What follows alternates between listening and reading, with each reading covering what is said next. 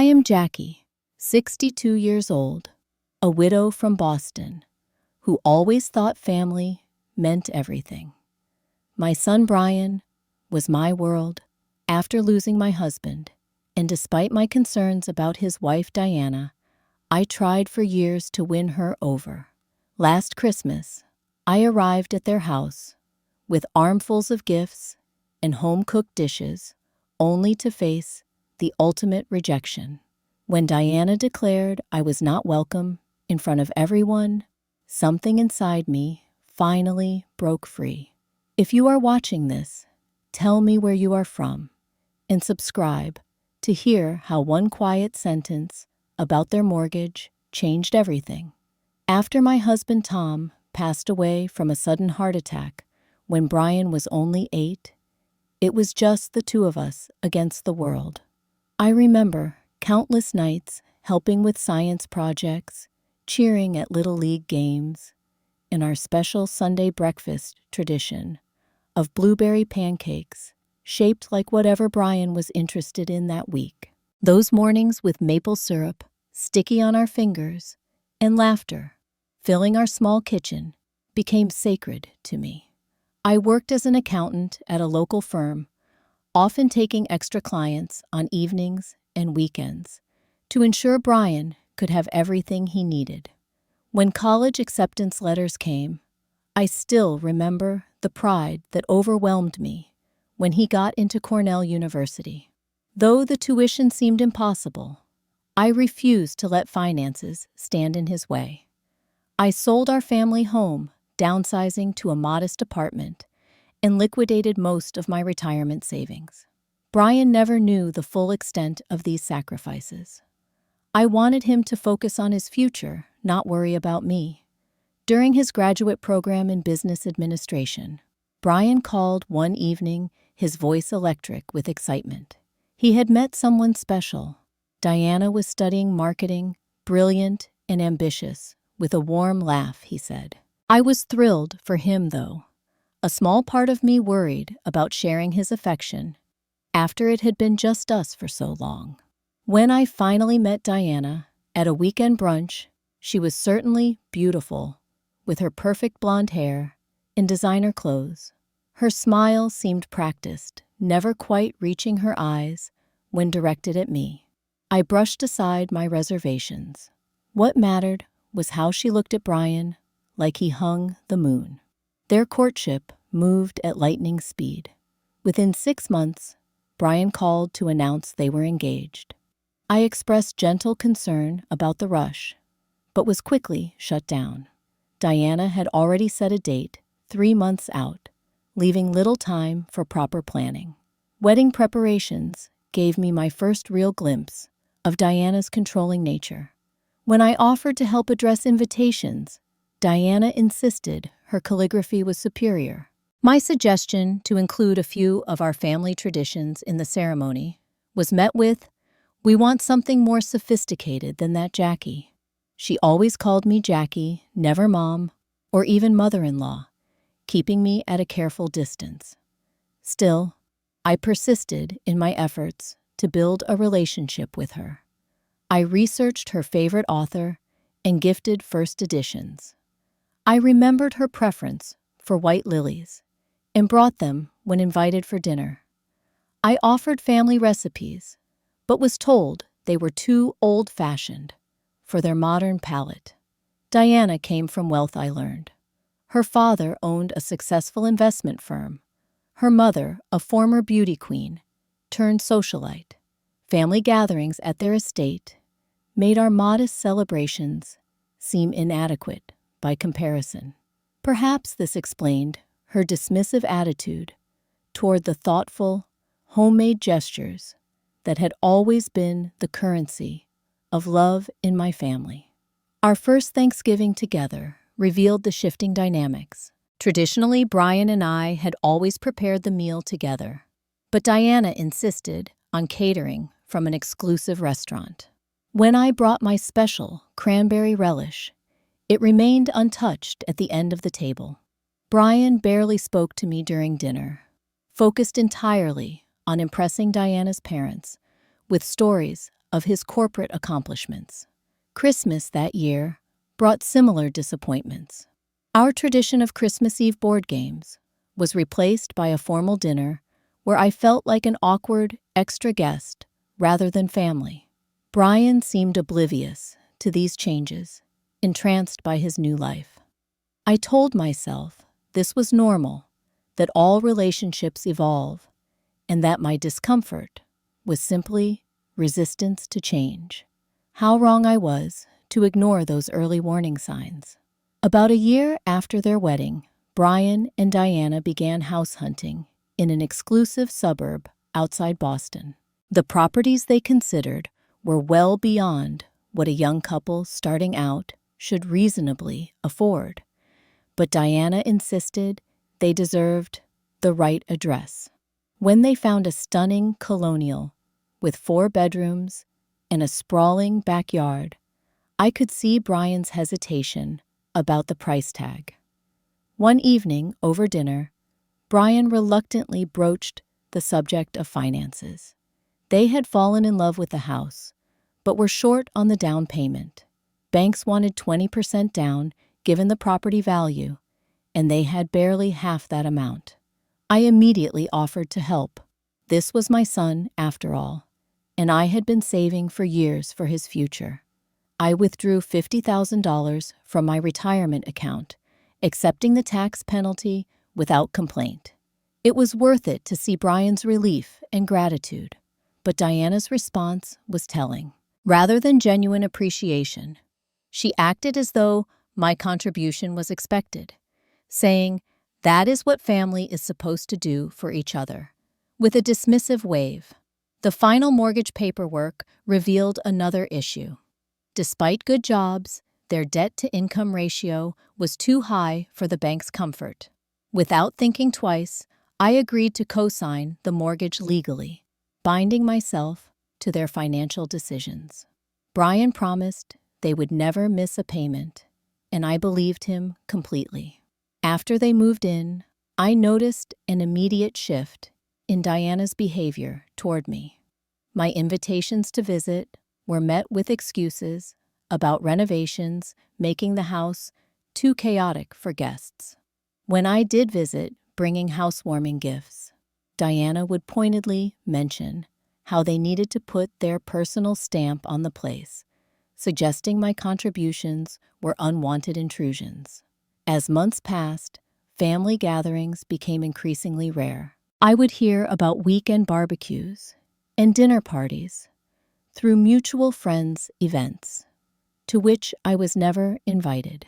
When confronted, Brian would become defensive. "Mom, they were just impromptu get-togethers, nothing planned," he would say, though Facebook photos showed elaborate preparations.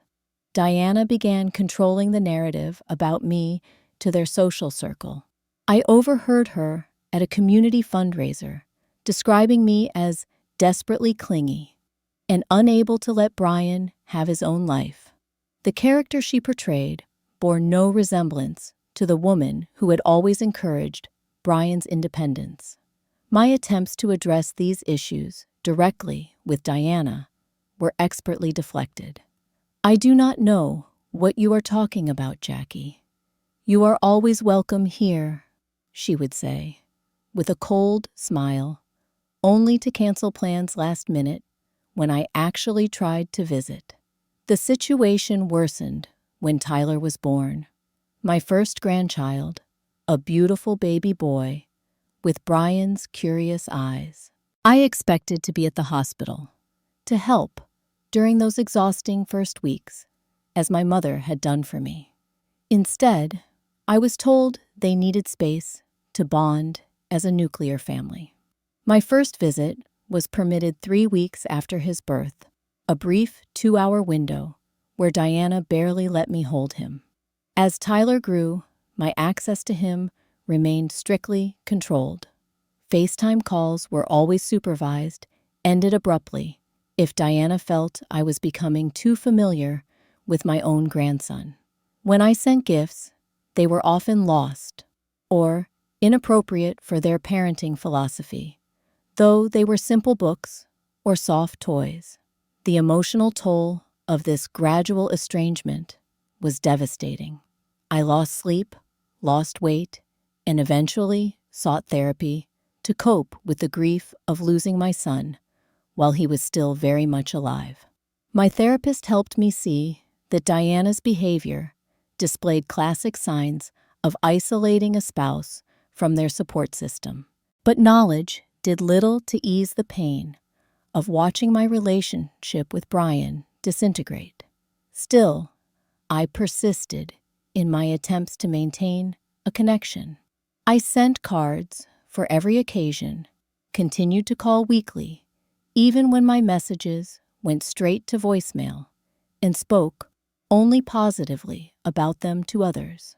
I believed that eventually Diana would see that I posed no threat to their marriage, that there was room enough in Brian's heart for both of us. It was a hope I clung to despite mounting evidence to the contrary.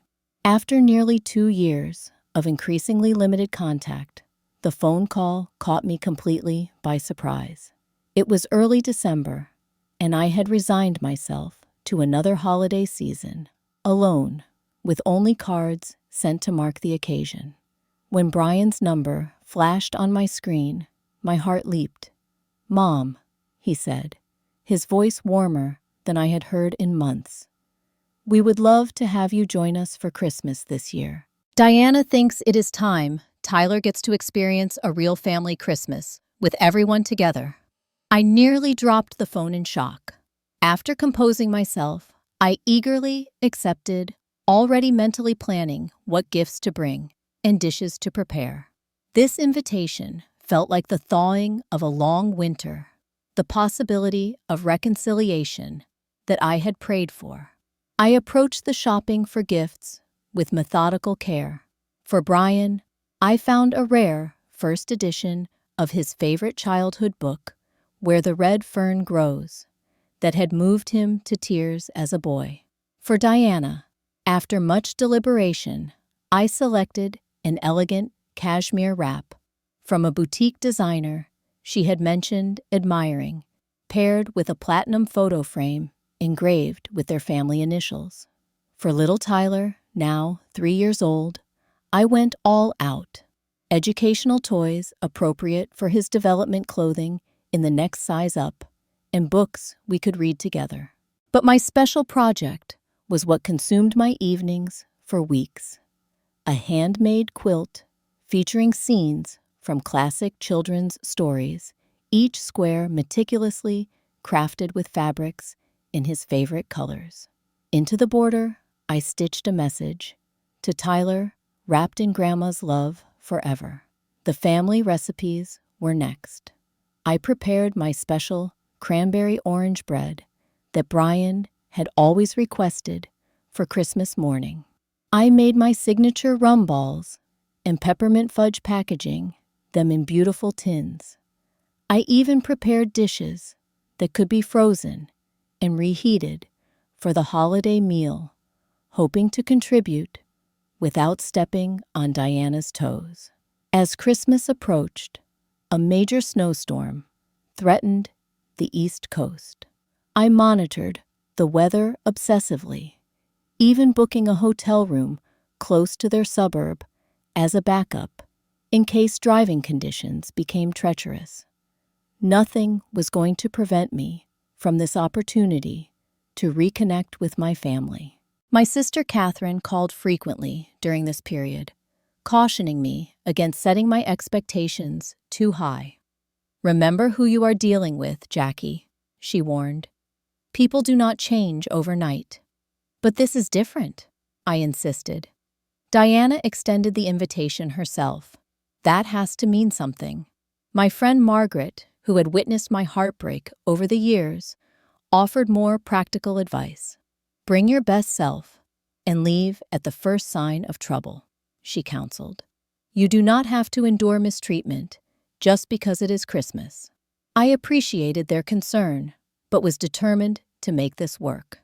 In my mind, I rehearsed neutral topics of conversation, practiced responses to potentially uncomfortable questions, and pledged to myself that I would not rise to any bait or perceived slight.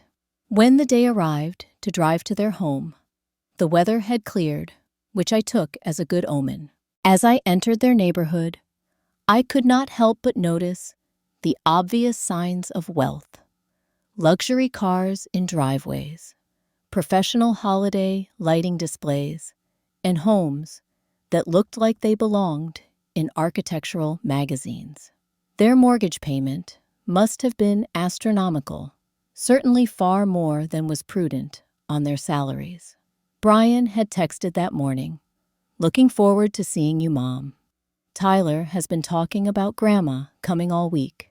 That single message buoyed my spirits enormously.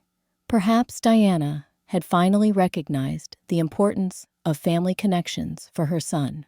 As I pulled into their circular driveway, presents carefully arranged in the back seat, containers of food stacked in insulated bags, I took a deep breath to calm my nerves. This is going to be wonderful, I told myself. This is the fresh start we all need. If only I had recognized the apprehension in my own heart as the warning it truly was. I rang the doorbell, arms laden with gifts, wrapped in silver and blue paper, with elaborate bows. The door swung open to reveal Brian, handsome, in a festive sweater, his smile genuine, if somewhat strained around the edges. "Mom," he embraced me awkwardly around my packages. "Let me help you with those." As we entered the foyer, with its soaring ceiling and marble floor, Diana appeared wearing an elegant red dress that probably cost more than my monthly pension. Her smile was tight eyes, assessing me and my offerings with cool calculation. "Jackie," she nodded, not moving to help or offer a greeting beyond my name. "You can put the gifts under the tree in the living room."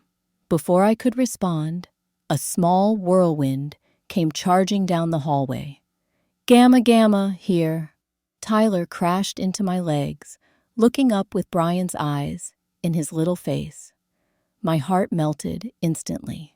"There's my big boy." I set down my packages to scoop him up, breathing in his sweet child smell, feeling his solid weight in my arms after so many months of separation. "I've missed you so much." Diana immediately stepped forward. "Tyler, careful of Grandma's back. She's not used to picking up little boys anymore." She extracted him from my embrace, despite his protests. The house was spectacular, professionally decorated for the holidays, with a towering tree adorned in gold and white ornaments, garlands draping the curving staircase, and arrangements of white lilies and red roses on every surface. It was beautiful, but sterile, lacking the warmth of the homemade decorations and mismatched ornaments that had defined Christmas throughout Brian's childhood. I followed them into the living room, noting the expensive furniture and artwork that my down payment and co-signed mortgage had helped secure. I pushed away the uncharitable thought, focusing instead on placing my gifts under their tree.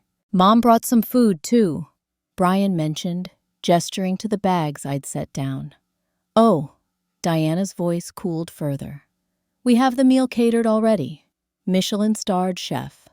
But I'm sure we can find space in the freezer for whatever you've brought." I swallowed my hurt. "Just some traditional favorites. The cranberry bread you used to love, Brian." A flash of nostalgia crossed his face. "I remember that. We'd have it Christmas morning while opening stockings." "Well, we have a breakfast reservation at the country club tomorrow," Diana interjected. "But perhaps we can try it another time." The next hour passed in awkward conversation.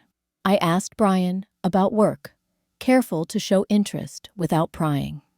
Diana frequently interrupted to correct or expand on his answers, as though he couldn't be trusted to accurately represent their life. When it came time for gift exchanges, Tyler was delighted with his presents, especially a light-up dinosaur that roared. Diana quickly set aside the handmade quilt with barely a glance, murmuring something about it not matching his room's decor. Brian seemed genuinely touched by the first edition book, running his fingers over the cover with reverence. "Mom, this is incredible. How did you even find this?" "I have my ways." I smiled, savoring this small connection.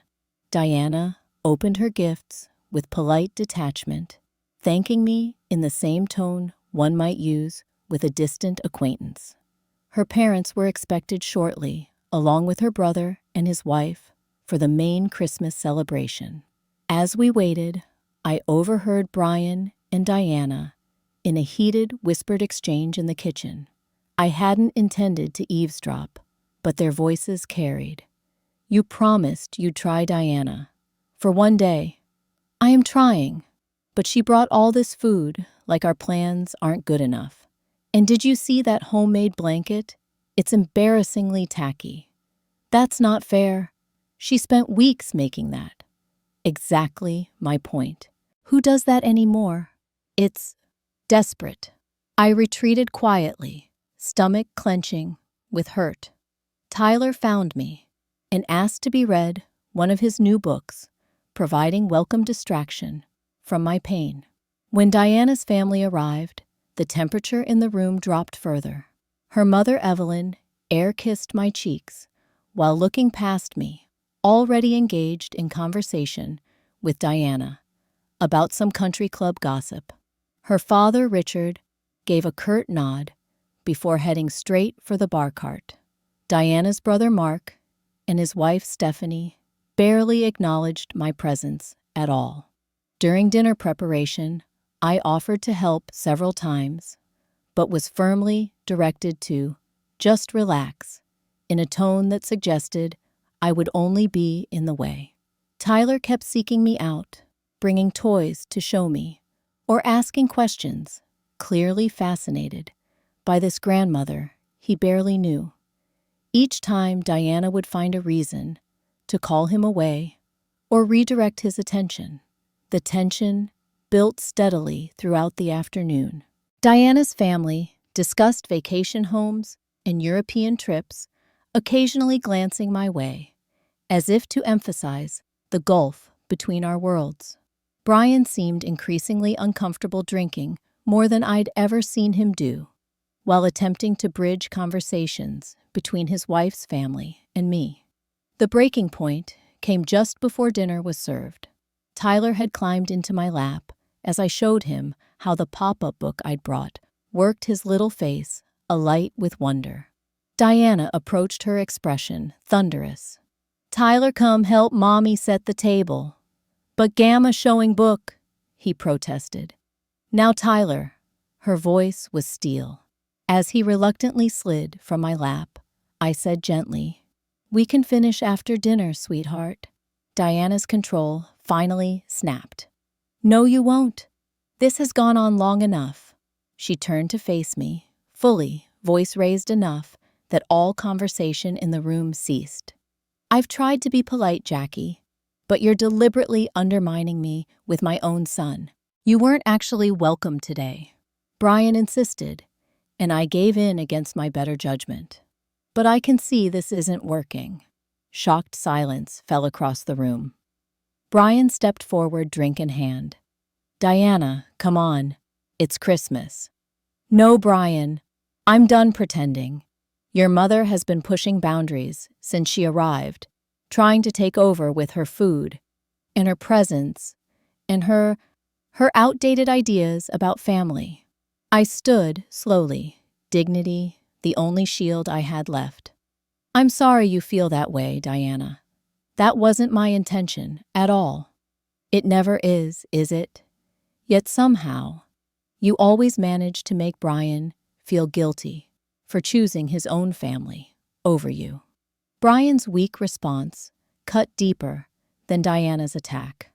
"Mom, maybe this was too much too soon. We should have done something smaller, just a quick visit. The silence from others in the room was deafening. No one defended me. No one objected to this treatment of a guest on Christmas Day. Diana's family watched with barely concealed satisfaction, while Brian stared at his drink, unwilling to meet my eyes. In that moment, something fundamental shifted inside me. The hurt was still there, a physical ache in my chest, but rising above it came a clarity I hadn't experienced in years. I deserved better than this. And it was time. Everyone in this room knew it. The room seemed to spin around me as I stood there, the weight of years of dismissal and disrespect pressing on my shoulders. But rather than crushing me further, something strange happened. I felt myself standing taller, drawing strength from a well of self-respect I had neglected for too long. In my mind flashed images from throughout Brian's life, teaching him to ride a bike on our street, staying up all night when he had the flu, driving 8 hours round trip every weekend during his first semester of college, when homesickness hit him hard. I had been there unfailingly for every moment he needed me. I thought of the financial sacrifices, the vacations never taken, the retirement now uncertain, the $50,000 given freely for this very house where I was now being told I wasn't welcome. And, of course, my signature on a mortgage document that made me legally responsible for a debt that could destroy my remaining financial security if they defaulted.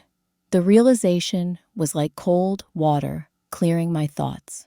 I held significant leverage in this situation, yet I had allowed myself to be treated as though I was the one who should be grateful for scraps of attention.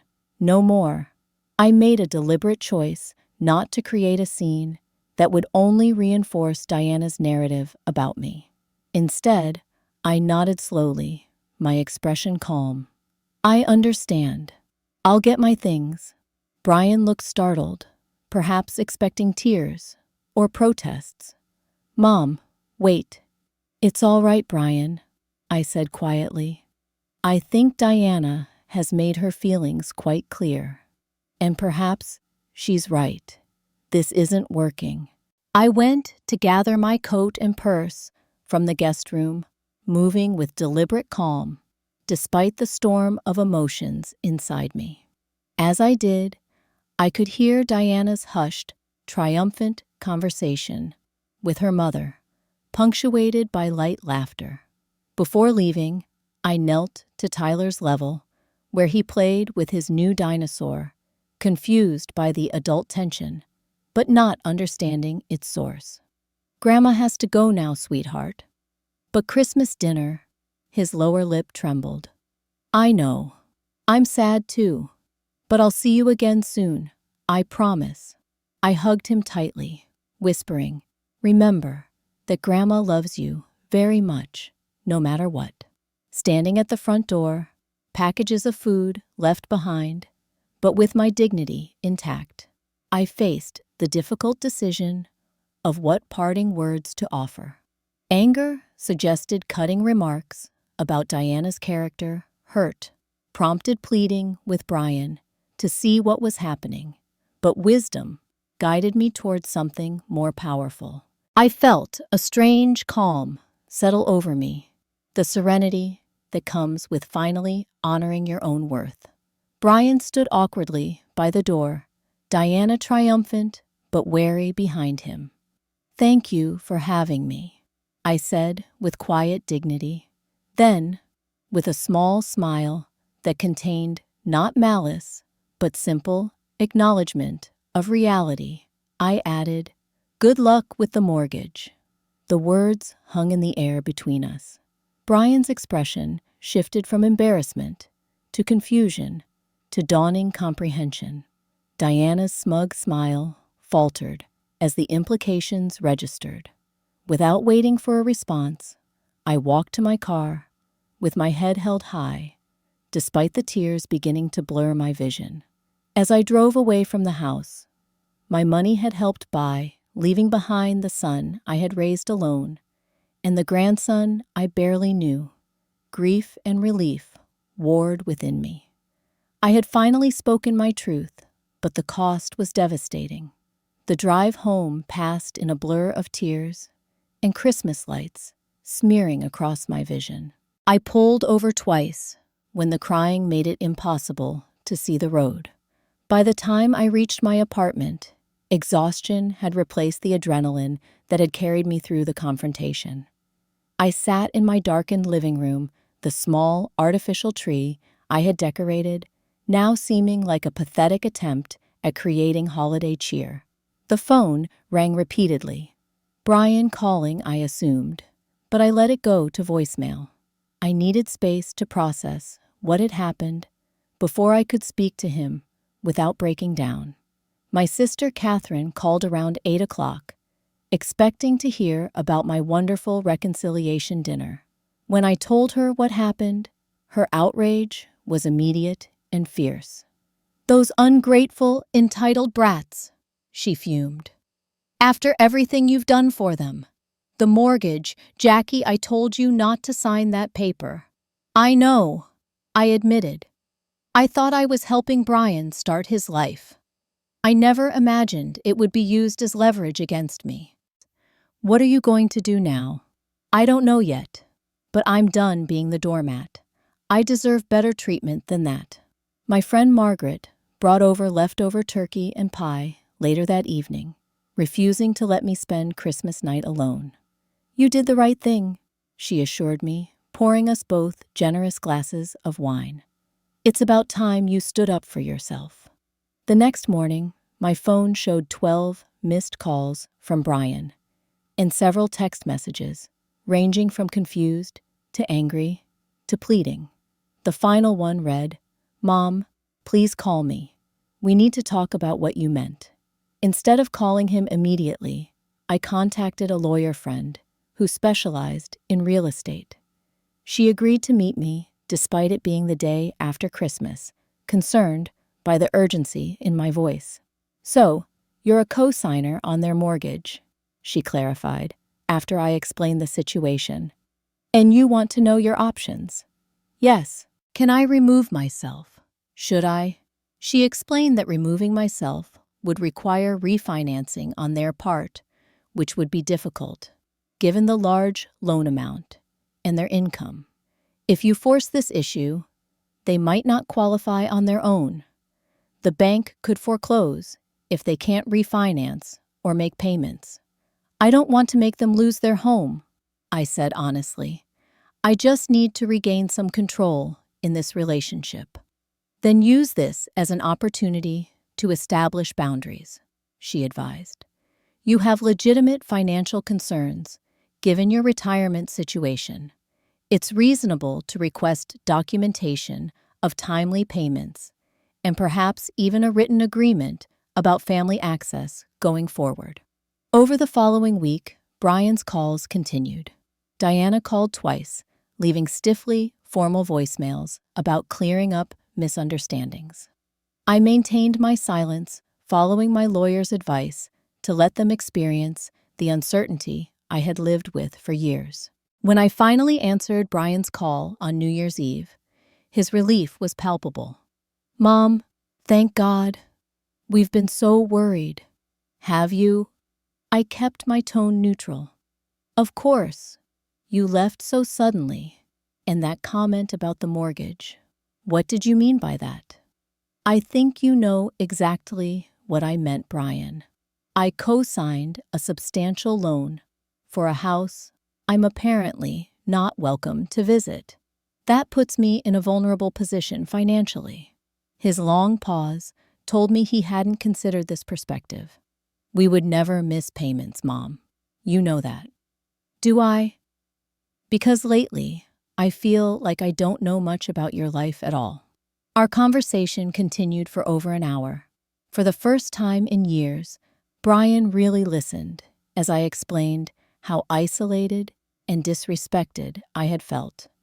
He admitted that Diana had been systematically limiting my involvement in their lives, but defended her by saying she had issues with maternal figures due to her own difficult relationship with her mother. "That's for her to work on with a therapist," I replied firmly. "It doesn't give her the right to treat me as an enemy." A week later, I received a call from Diana's father, Richard. His usual brusque manner was replaced by something approaching respect. "Jackie, I'll be direct. There are some financial matters you should be aware of. Diana and Brian have been struggling more than they've let on. The lifestyle they're maintaining, it's not sustainable on their income." He explained that they had maxed out multiple credit cards, taken personal loans for luxury purchases, and had already missed one mortgage payment that Diana's parents had covered secretly. "We can't keep bailing them out," Richard admitted. "Diana has always had expensive tastes, and Brian seems unable or unwilling to rein her in. I'm telling you this because your financial security is at risk as a co-signer." This revelation led to an uncomfortable family meeting at a neutral location, a private room at a restaurant midway between our homes. Diana was initially defensive, Brian embarrassed, but the financial documents they reluctantly shared confirmed Richard's warnings. They were living far beyond their means, with debt that would take years to clear, even with aggressive budgeting. It was during this meeting that Tyler asked to sit on my lap, reaching for my hand with complete trust. Diana started to object, but stopped herself, perhaps finally recognizing that alienating me was no longer in her best interest. The family gossip network went into overdrive when news of our Christmas confrontation spread. To my surprise, several of Brian's cousins and my late husband's siblings reached out to express support for my position. Apparently, Diana's treatment of me had not gone unnoticed at family gatherings over the years. Most precious of all were the secret phone calls that began in February. Brian would put Tyler on the phone when Diana was out letting us chat about his preschool adventures and favorite toys. These stolen moments of connection with my grandson healed something in my heart that I had feared was permanently broken. 6 months after that disastrous Christmas, Brian suggested we all meet with a family therapist. To my surprise, Diana agreed, though her initial sessions were characterized by defensiveness and attempts to control the narrative. The therapist, Dr. Wilson, created a safe space where years of misunderstandings and hurts could be examined from all perspectives. Diana gradually revealed that her own mother had been controlling and critical, making her hypersensitive to perceived interference from any maternal figure. This didn't excuse her behavior, but it helped me understand its origins. Brian acknowledged his failure to stand up for our relationship, admitting that he had prioritized peace with Diana over justice for me. "I was a coward," he said, during one particularly emotional session. "I convinced myself that if I just kept everyone happy, things would work out. Instead, I lost sight of what family really means." The mortgage situation required practical as well as emotional solutions. After considerable thought, I decided not to force them to refinance immediately, which would have created financial hardship. Instead, we created a binding agreement. They would provide monthly proof of mortgage payments, begin a dedicated savings fund for eventual refinancing, and commit to a reasonable budget, supervised initially by a financial advisor. Diana's attitude toward me underwent a subtle transformation. The respect she now showed wasn't based on affection. We would likely never have the warm mother-daughter relationship I had hoped for, but on recognition of my strength. By standing up for myself, I had earned something from her that years of placating never could. Our new relationship was built on clear boundaries and explicit expectations. I would visit once a month on agreed-upon dates. Diana would not interfere with my relationship with Tyler. Major holidays would be shared with specific traditions from both families honored. It wasn't perfect, but it was sustainable. With the pressure of financial secrets lifted, Brian and Diana began addressing the issues in their marriage more honestly. Diana took a higher-paying job in marketing, and they sold some luxury items to reduce debt. The designer clothes and exotic vacations decreased, replaced by more meaningful experiences as a family. My own life blossomed in unexpected ways. Free from the constant anxiety of trying to win Diana's approval, I rediscovered old interests and developed new ones. I joined a book club, volunteered teaching financial literacy to single parents, and even began dating a kind widower I met through community theater. The support group I found for parents navigating difficult in-law relationships became an important part of my healing. Sharing stories with others who understood helped me see that my situation, while painful, was not unique. Together we learned to distinguish between healthy compromise and unhealthy submission.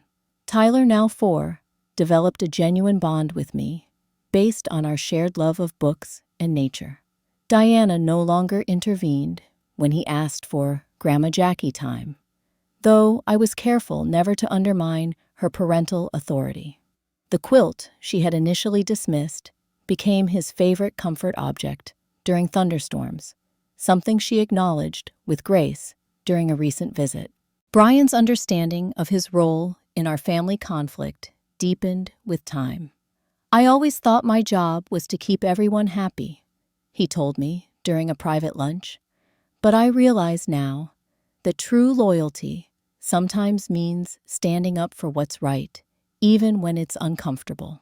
Diana's relationship with her own parents improved as she confronted the patterns she had unconsciously repeated. While Evelyn remained somewhat distant, Richard developed a surprising alliance with me, based on our shared concern for the younger generation's financial well-being. Last week, we celebrated Tyler's birthday together, all of us under one roof, without the undercurrent of tension that had defined previous gatherings. When Diana actually asked for my cranberry bread recipe, claiming Tyler had been requesting it, I recognized the gesture for the olive branch it was. The journey from that painful Christmas to today has taught me profound lessons about family boundaries and self-respect. Love that demands complete self-sacrifice isn't really love at all. True family bonds require mutual respect and consideration. And sometimes, the bravest thing you can do is walk away from a situation that diminishes your spirit, even when your heart breaks in the process. Looking back now, I see that moment of standing up for myself, quietly, with dignity, but with absolute conviction, as the turning point that transformed all our relationships. By valuing myself, I taught others to value me too. And in doing so, I created the possibility for genuine reconciliation based on truth rather than pretense. What about you? Have you ever had to set difficult boundaries with family members you love? I would love to hear your stories in the comments. If this resonated with you, please subscribe to hear more stories about finding strength in difficult family situations. And if you know someone struggling with similar challenges, share this video with them. Sometimes knowing we are not alone makes all the difference. Thank you for listening to my journey, and remember, it is never too late to stand up for the respect you deserve.